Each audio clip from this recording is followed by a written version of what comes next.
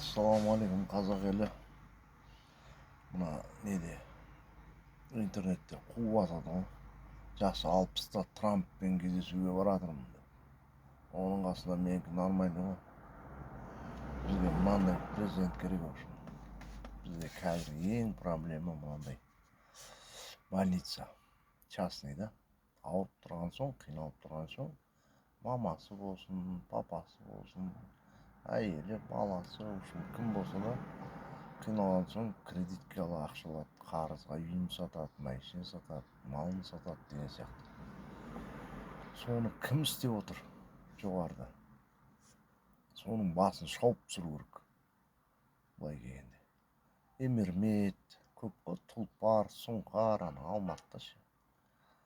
Ашып алған, жарайды сол ақшаны сөйтіп қиналып береді ғой адамдар ше. Сол ақшаны не істейді десей, барады да Дубайға барады, жаңағы Майами, не дейді жаңағы Корея бірдеңе дейді. Соған түсінбеймін мен, не істерім дұрыс па? Общем, мынандай адам керек бізге. Мен Қазақстанда бизнесім жүріп жатыр, частный школам, Тамыз, Мирас, НЖК бірдеңе деген. Колледжім частный жүріп жатыр, ақша. Долларға айырбастаймын, швейцарский банкке салам. Өзім Дубайда қарным сипап жатамын деген әңгімені тоқтату керек. Соны жоқ қылатын адам керек бізге. Вице-президент, сондай вице-президент керек бізге. Ана кезде айтып отырмын ғой, коррупция деп. Сосын Астанада, Алматинский район. 4 жыл бұрын балам оқуға түскенде бар. Прокурор дейді. Бір районның прокуроры. 21-де ме, жасы 22-де. Либо ол генеральный прокурорға ақша берген, сөйтіп сондай болмаған, либо соның бір көкесі ма, жәкесі ма, соның баласы ма, бірдеңесі ана. Ол тупой да, ол қалай прокурор болады 23-24 жасында. Біздің кезімізде сот, прокурор дегендер 45-50, 20-30 жыл істеген кісілер болатын. Қазір қарап отырсаң, ішің ашиды, больницаға барсаң да. Соңғы рет пульмонология дейді ғой. Соны бірінші больницаға түстім. Бір қыз, сол главный врачтың тоқалы ма, қарындасы ма, бірдеңесі болып тұр ғой, құдашасы ма. Мен сразу айттым, любойын айтам, больницаға барасыңдар ғой, любой. Сол кезде сұрады документін. Врач болады ғой, лечащий врач. Қайда сен, не бітірдің? Дипломды әкеліп көрсетті. Ана қыз көрсете алмайды даже. Мен айттым ана қызға. Атын ұмытып қалдым ғой. Пульмонологияда істейді. Дым білмейді, тупой. Соның кесірінен адамдар ананы салады, мынаны бәрі интернетті ашады, жаңағы прокурорың ше. Бірдеңе сұраса, интернет деген не ол? Міне мен мына үйді түсірем да, интернеттің таза лохотрон екен. Үйдің ішіне кірем да 5 минут. Міне мынау менің үйім деймін, болды, соған сенесіздер сіздер. Самом деле менің үйім емес бұл. Бір құдай біледі бұл кімнің үйі екен, бұл аренда. Дұрыс па? Сондай лохотрон ол интернет деген. Қазір құдайдай сенетін болды ғой бәрі интернет дегенге. Тура сондай адам керек бізге. Ондай, в общем, Қазақстаннан бір тиын ақша шығармау керек. Мен істей алатын едім соны. Бір тиын, любой банк. Швейцарский, жаңағы, арабский, американский. Бірдеңе банктерге салады ғой, $1 миллион салама, $1 миллион штраф. $10 миллион салама, $10 миллион. Бермей көрсін, төлемей көрсін. Бүткіл бизнесін, даже машина үйіне шейін тартып алатын. Жоқ қылып жіберетін. Таз қалпына түсіретін. Міне сондай адам керек бізге, вице-президентке. Міне қаншама ақшама, триллиардтап ақша сондайға кетті. Бізде кетіп жатыр, қазір де кетіп жатыр. Соны тоқтату керек. Осы Қазақстан үшін айланып жүру керек ақша деген. Внутренняя инфляция дейді. Баяғыда Союздың кезінде болған ол СССРда. Тура сондай инфляция болған. Саған частный колледж, частный больница, частный мектеп, частный садиктің бәрін өкіметке өткізу керек. Болды, жетеді. Нұрағам воляны берді. Нұрағамның қатесі, солардың бәрі байып шетелге қашсын деген жоқ.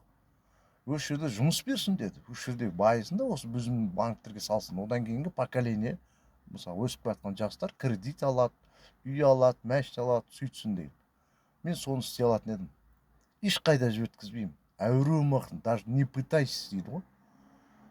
Басын шауып түсіремін, главныйын әкеліп. кім істеп отыр соны? Жаңағы бірінші очередь больница бізде проблема. Қазір байқайсыздар ма? Жаны қиналған соң адам қораға кіреді бәрі.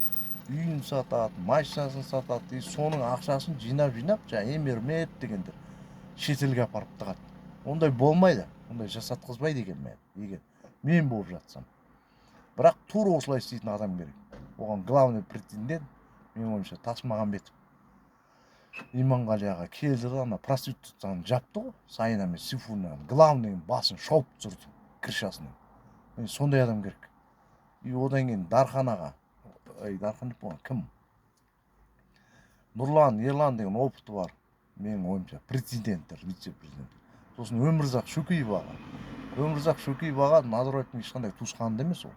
Просто 15-ші жылы құлап қалған кезде, Шымкент облысының әкімі болып тұрған кезде, бүткіл завод, фабриканың бәрін ешкімге сатқызбай іске қосты. Сол ісіне қарап тұрып оны министр қылды.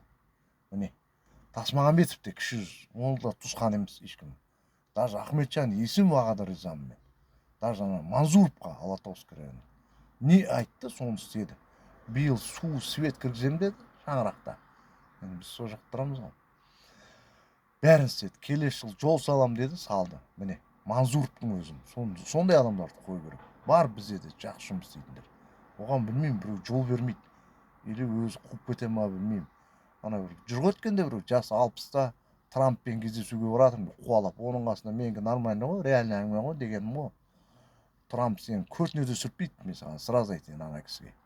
Кім еді жаңа? Назарбаевтың тұқымымен қамайым, Найман-ау деймін что-то. Сөздері сондай сияқты. Түгелін жабам, бүткіл ақшасын. Сен сол бар кезде қайда қалдың сен? Неме түстен кейін маңырап атсың? Мен не үшін Назарбаевты айтып атырмын, Нұр ағамды? Өйткені оның істеген ісіне қарап айту керек адамның, любой. Сол кезде қайда қалдың сен? 7 жыл болды, бәрінің айтатын Назарбаев жеп кетті, Тоқаев жеп кетті, анау жеп кетті. Өз жегенді қайтар, мен жазып жүрген комментарий. Сен бірінші өзің жегенді қайтар сен. Бірінші, любойың бір жерде жұмыс істейсіңдер ғой. Ана директор, замдар не істеп жатқанын көріп отырсыңдар ғой да, стройканың өзінде. Миллиард, миллиондап ақшаны жеп жатыр. Таят сөйтеді. Даже ана бізде Жамбыл облысында. Мен Жамбылдың жігітімін да, ішің ашиды біздің ше, Жамбыл облысы. Түгел қырақа бар ғой. Міне қазір осы 5-6 жыл болды, бір Қытайлар келіп еді.